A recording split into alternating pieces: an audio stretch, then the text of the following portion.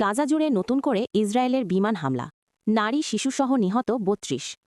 ফিলিস্তিনের গাজা উপত্যকা জুড়ে গতকাল শনিবার ইসরায়েলের একাধিক বিমান হামলায় অন্তত ৩২ জন নিহত হয়েছেন বলে স্থানীয় কর্তৃপক্ষ জানিয়েছে। হামাস পরিচালিত গাজার সিভিল ডিফেন্স বিভাগ বলেছে, নিহত ব্যক্তিদের মধ্যে নারী ও শিশু রয়েছে। দক্ষিণাঞ্চলের খান ইউনিস শহরে গতকাল বাস্তুচ্যুত ফিলিস্তিনিদের তাঁবুতে হেলিকপ্টার থেকে গুলি করার ঘটনাও ঘটেছে। যুদ্ধবিরতির দ্বিতীয় পর্যায় শুরুর পর গতকালের এসব হামলাকে সবচেয়ে জোরালো বলে মনে করেছেন ফিলিস্তিনিরা। গত অক্টোবরে মার্কিন প্রেসিডেন্ট ডোনাল্ড ট্রাম্পের মধ্যস্থতায় গাজায় ইসরায়েল ও হামাসের মধ্যে যুদ্ধবিরতির প্রথম পর্যায় কার্যকর হয়, আর এর দ্বিতীয় পর্যায় শুরু হয় চলতি বছরের শুরুর দিকে। গাজা উপত্যকায় গতকালের একাধিক হামলার বিষয়টি স্বীকার করে নিয়েছে ইসরায়েলের সেনাবাহিনী।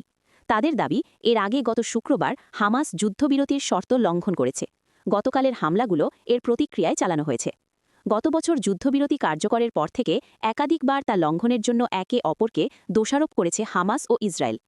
হামলার বিষয়ে এক বিবৃতিতে ইসরায়েলের সেনাবাহিনী জানিয়েছে, গাজা উপত্যকার পূর্ব রাফা এলাকায় ভূগর্ভস্থ সন্ত্রাসী অবকাঠামো থেকে ৮ জন সন্ত্রাসীকে বের হতে দেখা গেছে। অথচ অক্টোবরের যুদ্ধবিরতি চুক্তির শর্তা অনুযায়ী ওই এলাকায় ইসরায়েলি বাহিনী মোতায়েন রয়েছে। বাংলাদেশ নিউজ খবর জানতে আমাদের পাশেই থাকুন। ধন্যবাদ।